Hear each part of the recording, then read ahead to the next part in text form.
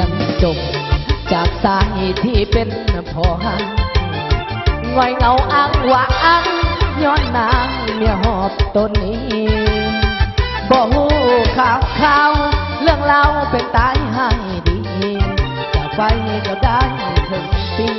ป่านนี้น้องอยู่แห่งใดคอยขับลงแรงสิ้นแสงสว่างอายหมดหนทางตามนางจากไปอยู่สายเลี้ยงลูกสักคนกับบนหาแม่สายใจกดที่สงสารบ่ได้ผู้ชายห้องไห้ก็เป็นสามีเหมือนมีเวรกรรมชีวิตต้อยต่ำเงินคำขาดเขินพอเหตุนี้น้องคนดีเจ้าจึงห่างเหินคงเป็นเพราะอายขาดเงินน้องจึงเหมือนแย่งทางอายไปเสียงส่งสุดท้ายจากสายพอหัก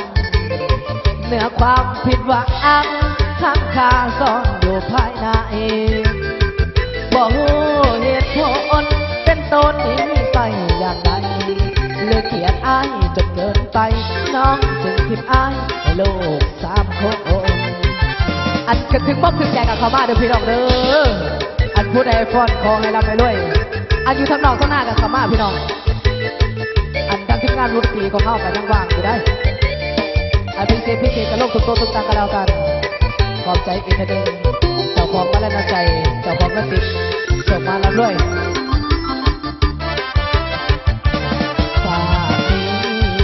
เหมือนมีเวรกรรม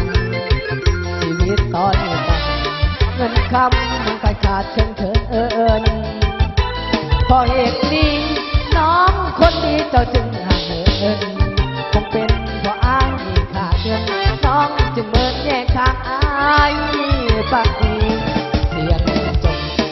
สุดท้ายจากสายพอหักเหนือความผิดหวังข้างคาซ่อนอยู่ภายในบ่ฮู้เหตุผลเป็นต้นนี้ไปอย่างใดเลือกเกียดอายจนเกินไปน้องจึงทิมอายและลูก3 คน